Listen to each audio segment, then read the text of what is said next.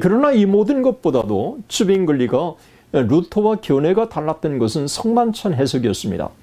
루터의 성만찬의 출발은 이것은 내 몸이라고 하는 주님의 가르침을 문자적으로 받아들여야 한다고 하는 입장이었고, 츠빙글리의 출발은 문자적으로 받아들일 경우 부활하사 하나님 우편에 앉아 계시며라고 하는 사도신경의 가르침을 부인하는 것이라고 이해한 것입니다. 안녕하십니까. 총신대학교 신학대학원 명의교수 박용규입니다.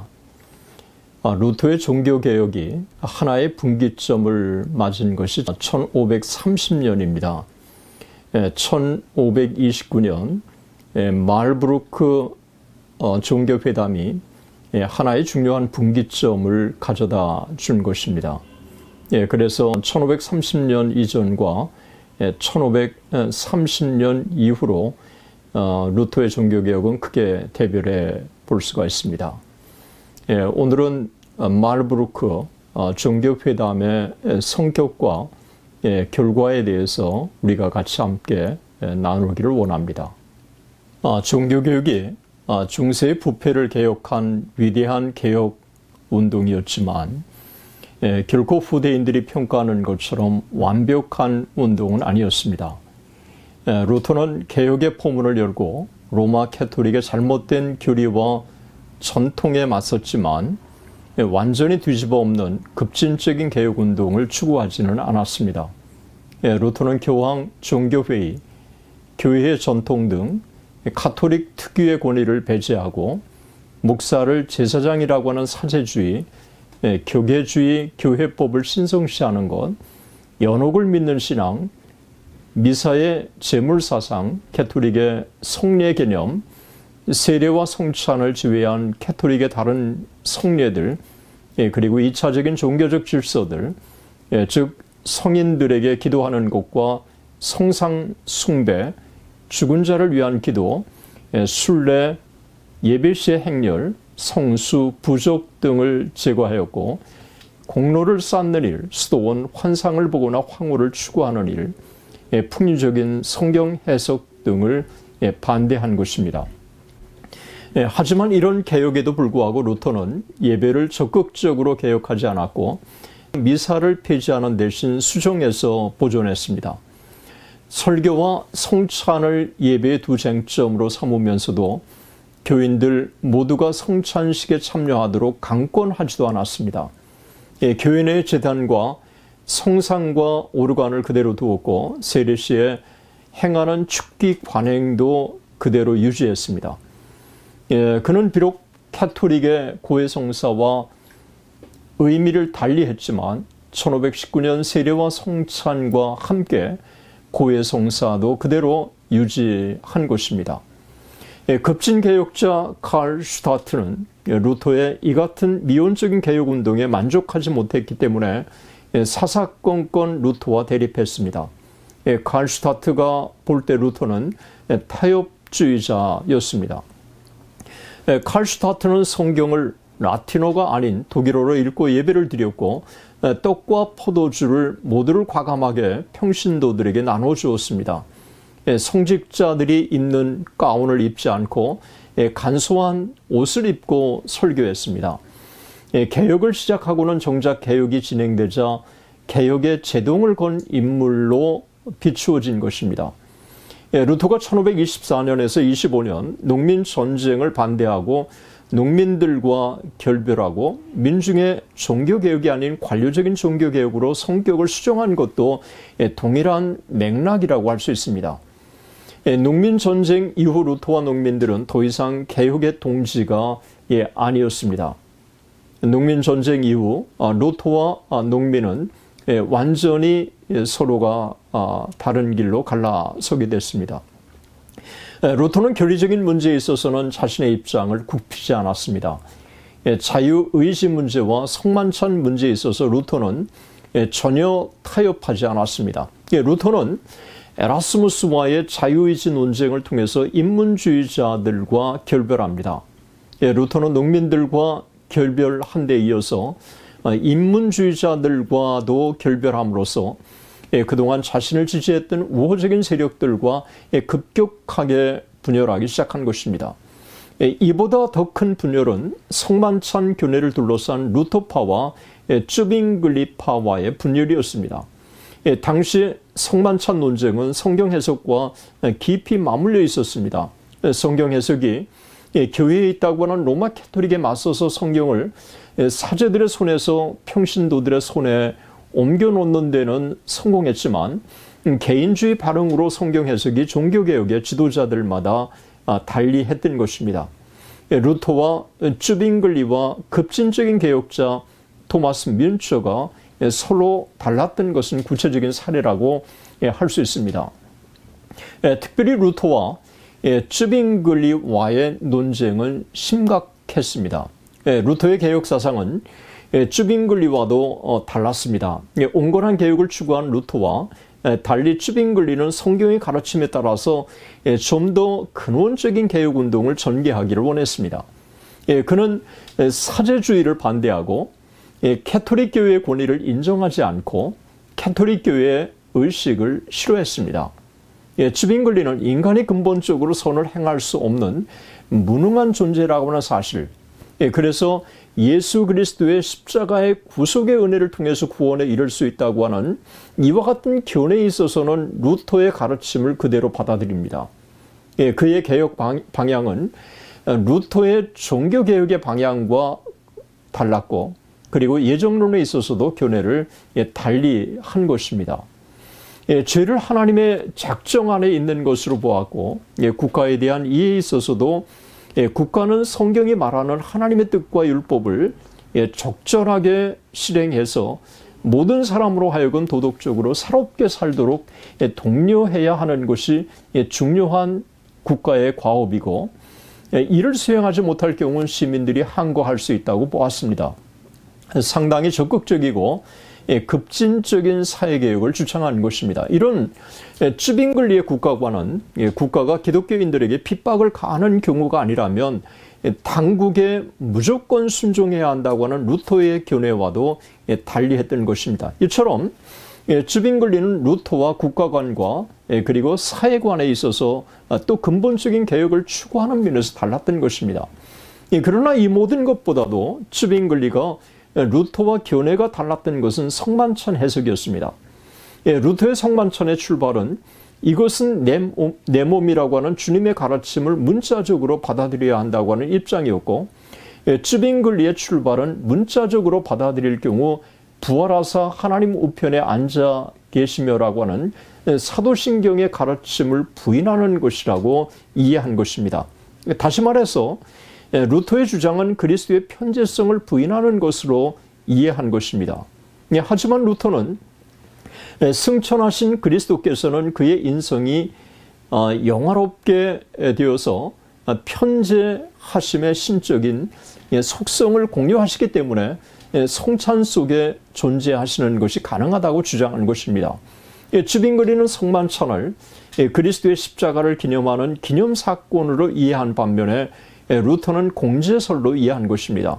루터는 이것이 내 몸이라고 하는 주님의 말씀을 문자 그대로 받아들여서 떡이 그리스도라고 이해한 반면에 쯔빙글리는 이것은 내 몸이라고 하는 이 그리스도의 말씀을 떡이 그리스도의 몸을 상징하는 것으로, 기념하는 것으로 이해한 것입니다. 떡을 직접 그리스도의 몸으로 이해할 것인지 아니면 주님의 몸을 상징하는 주님의 말씀으로 이해할 것인지 서로 견해차가 생긴 것입니다. 쯔빙글리는 성만찬이 그리스도인이 그리스도에 대한 헌신을 새롭게 하는 하나의 기념 예식이라고 이해한 것입니다.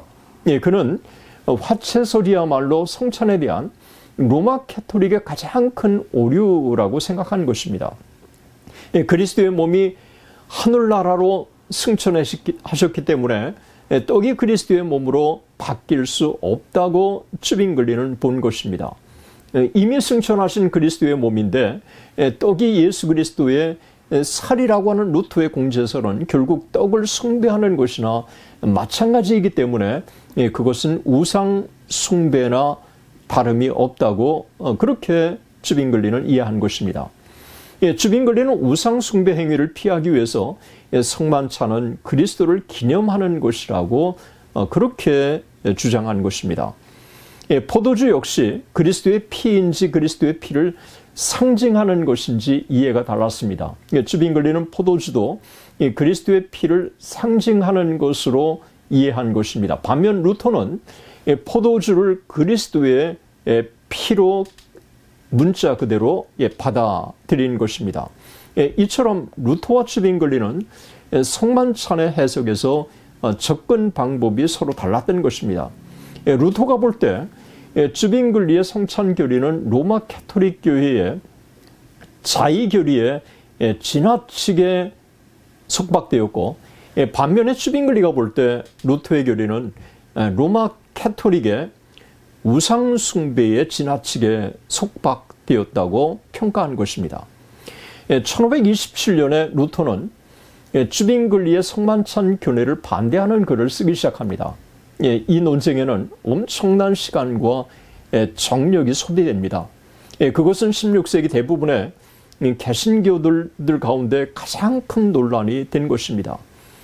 이 성만찬의 문제는 개신교의 분열을 초래할 뿐만 아니라 이 성만찬의 문제는 제국의 통일을 방해한 것입니다. 그래서 1529년 말북 종교회담이 열리게 됩니다.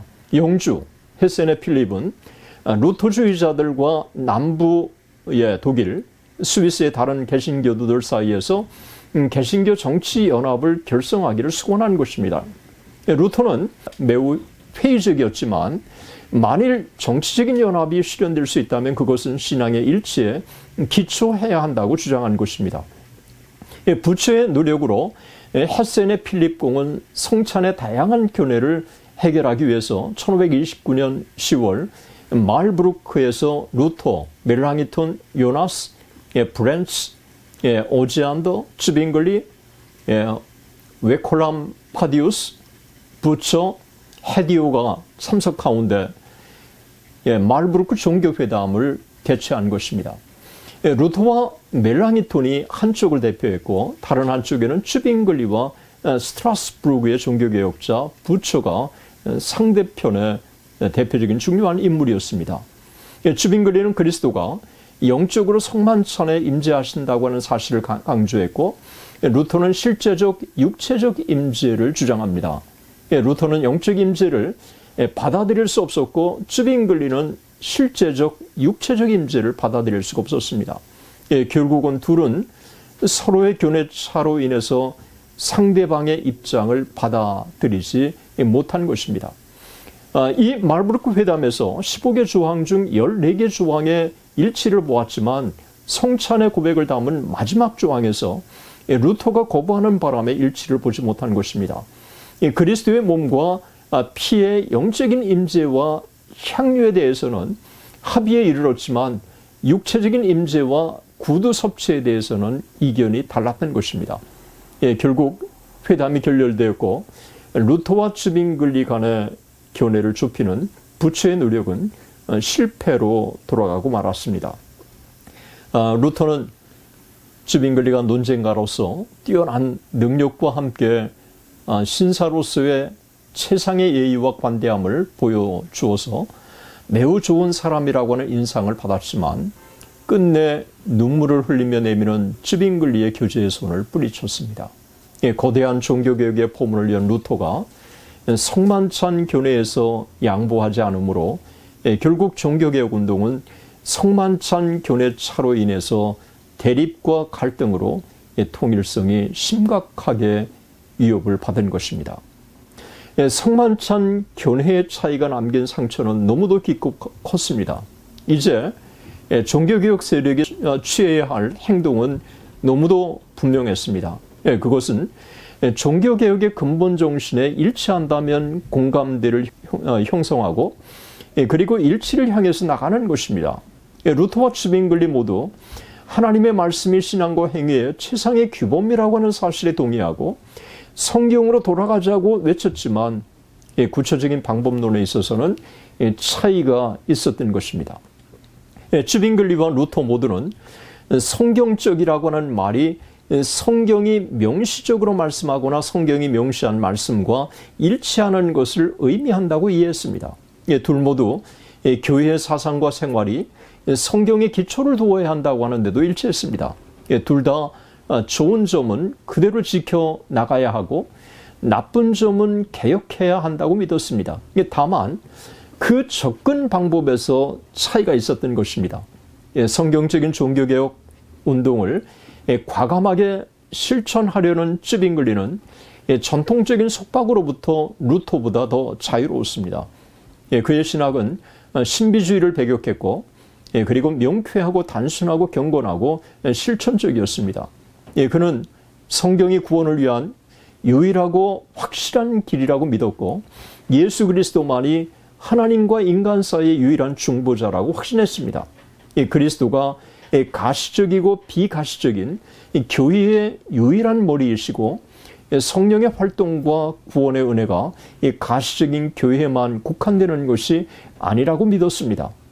이 둘의 사상과 생활은 과거에 유력하고 신뢰할 만한 성경 해석자들과 나누는 대화 속에서 형성되고 발전된 것입니다. 쯔빙글리가 헬라 교부들에게 기울었다고 한다면 루터는 자신을 어거스틴주의자라고 부른 만큼 어거스틴에게 천착했습니다. 결국 둘 사이에 차이가 존재한 것입니다.